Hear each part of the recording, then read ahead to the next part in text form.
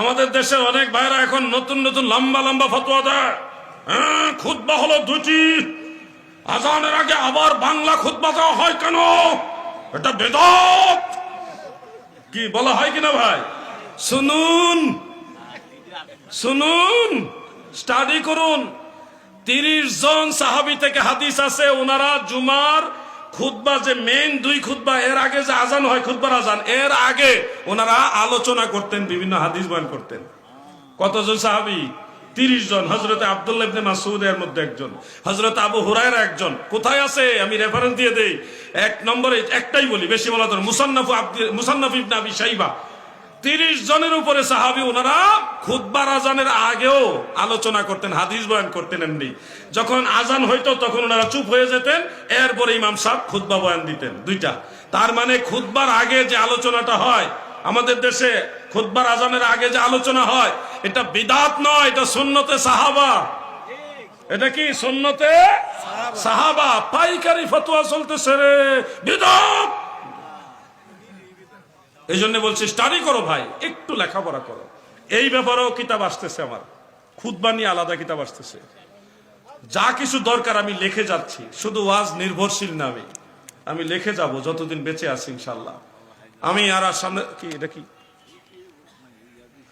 কদমবসি সম্পর্কে এবং মাজারে চুমা দেওয়া সম্পর্কে, কদমবসি সম্পর্কে আমার জানা মতে 10 জন সাহাবী থেকে হাদিস আছে, এবং সিহাসিত্তার 3টা কিতাবের মধ্যে কদমবসির হাদিস আছে। আবু দাউদ শরীফে আছে, তিরমিজিতে আছে, ইবনে মাজাতে আছে। আবু দাউদ শরীফে 709 পৃষ্ঠায়, মেশকাতে 402 পৃষ্ঠায় আছে।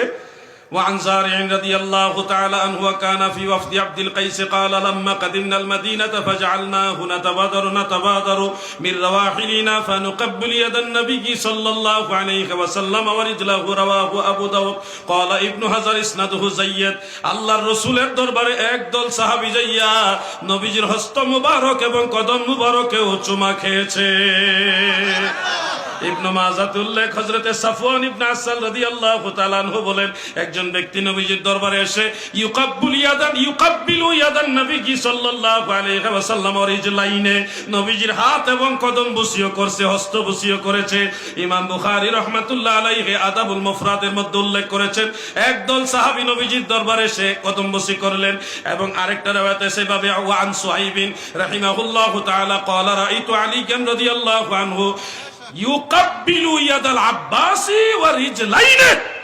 সুবহানাল্লাহ। হযরত সুহাইব বলেন, আমি শেরে খোদা মাওলা আলী রাদিয়াল্লাহু আনহুকে দেখেছি নবীজির চাচা হযরত আব্বাসের হস্ত বুসি এবং কদম বুসি করেছে। সুবহানাল্লাহ।